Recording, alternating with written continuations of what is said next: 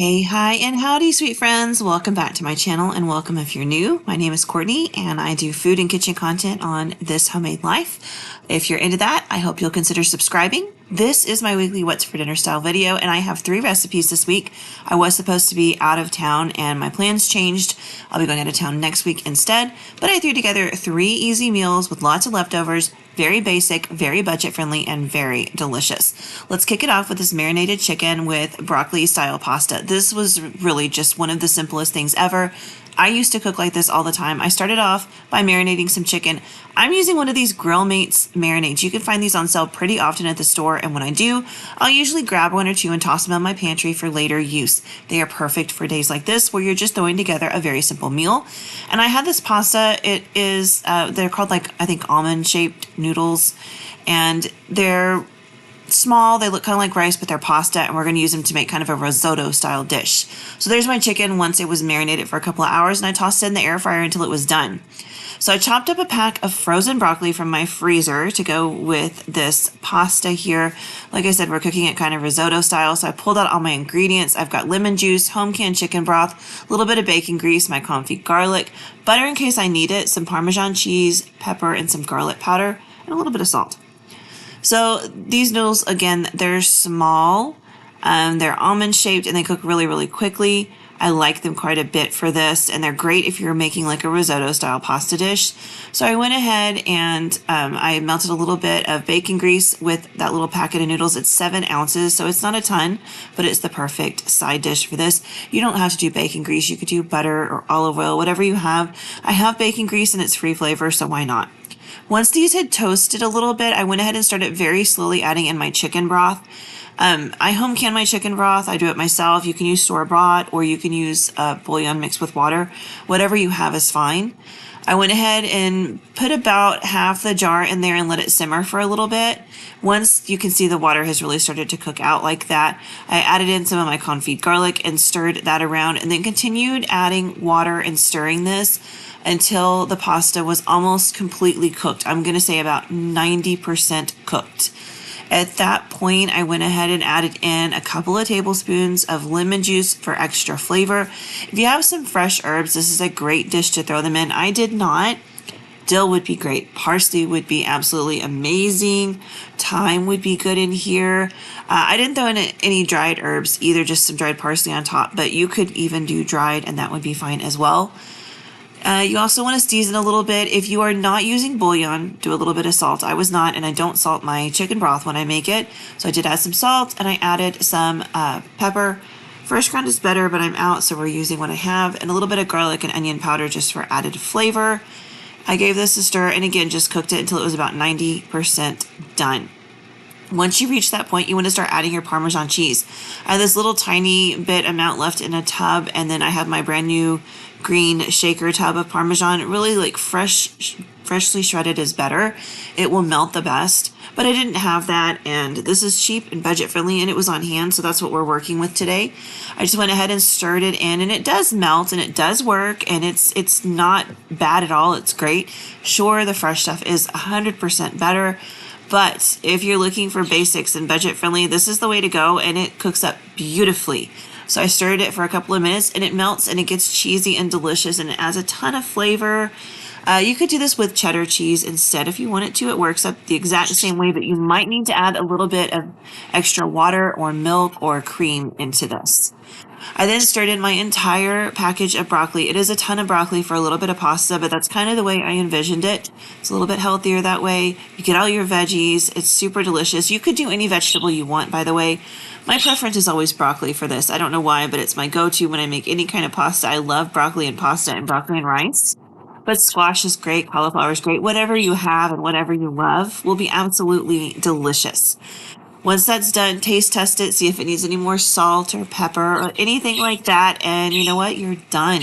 This comes together very quickly. It took me about 20 minutes to cook, the same amount of time it took my chicken to cook in the air fryer, and I just sliced that up and served it on the side. This was simple. This was delicious. It was cooked with things I had on hand.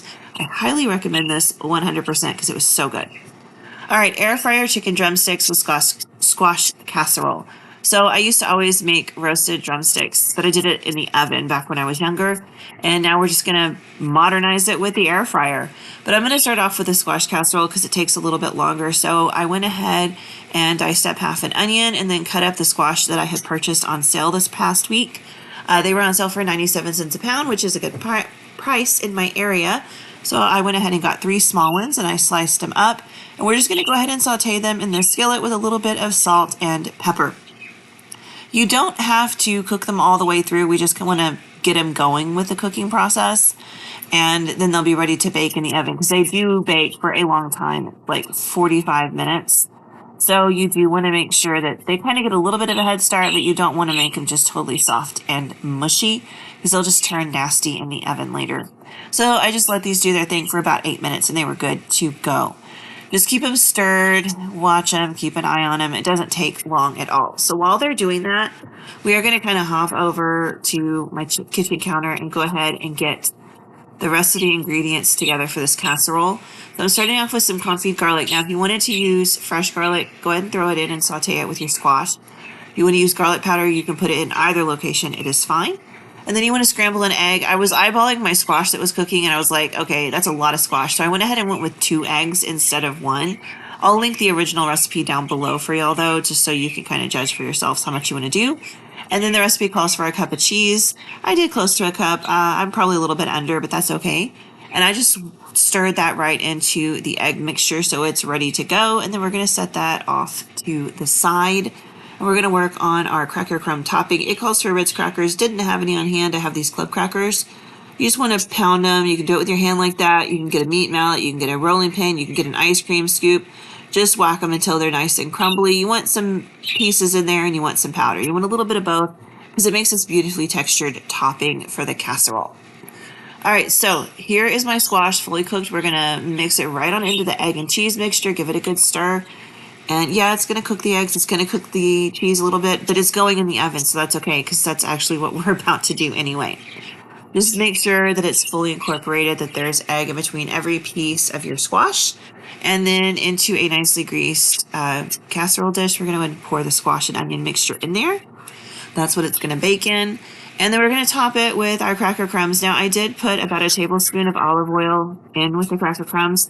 Of course, the recipe calls for butter, but if you want to make it a little bit more healthy, just go with some olive or avocado oil, which is what I did.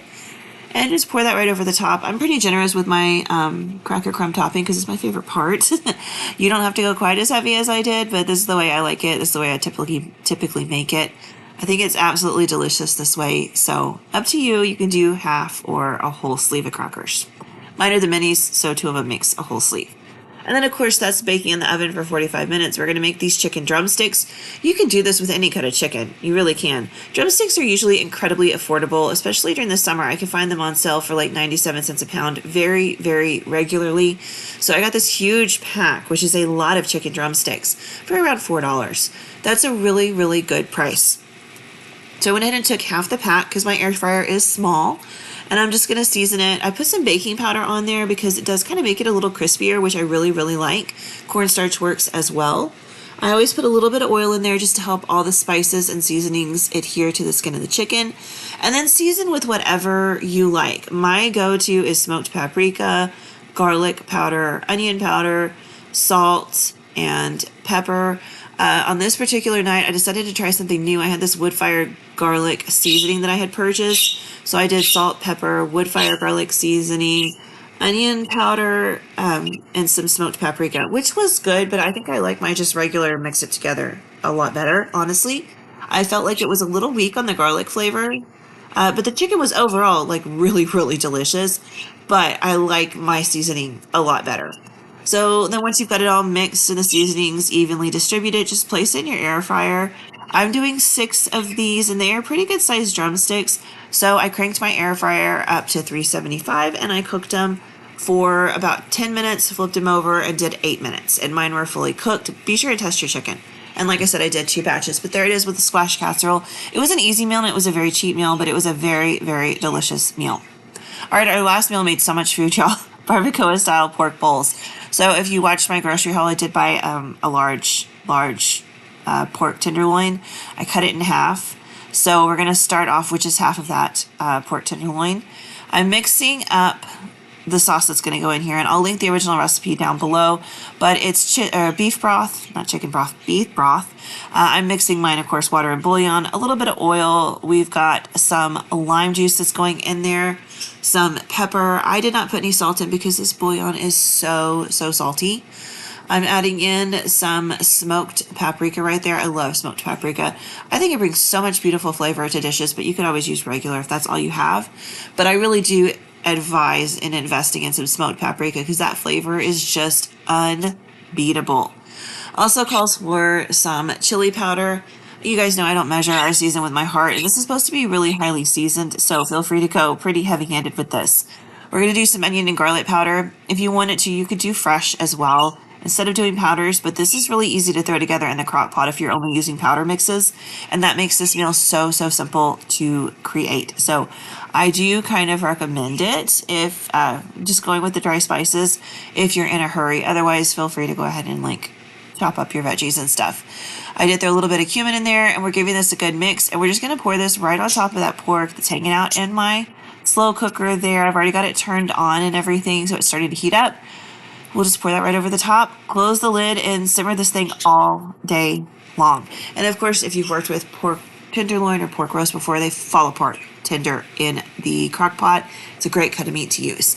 All right, so there is my zucchini. I had some that I bought on sale, so I just went ahead and sauteed it in a little bit of bacon grease with some smoked paprika, salt, pepper, and garlic powder. There's my pork. Like I said, shreds up beautifully, and I let it simmer in its own juices for about 30 minutes just for added flavor. And we're just going to throw together some bowls. Now, these would be great tacos. I did use the leftovers to make tacos, but I had this corn. I shucked it myself. It's in my freezer, so I heated that up. Some fire roasted salsa and one of my home canned jars of black beans right there. We've got the zucchini, and I did cook some brown rice as well. And I just created pork barbacoa bowls out of these, and they were so delicious and on the healthier side too. But again, we did do tacos with the leftovers, so there's that.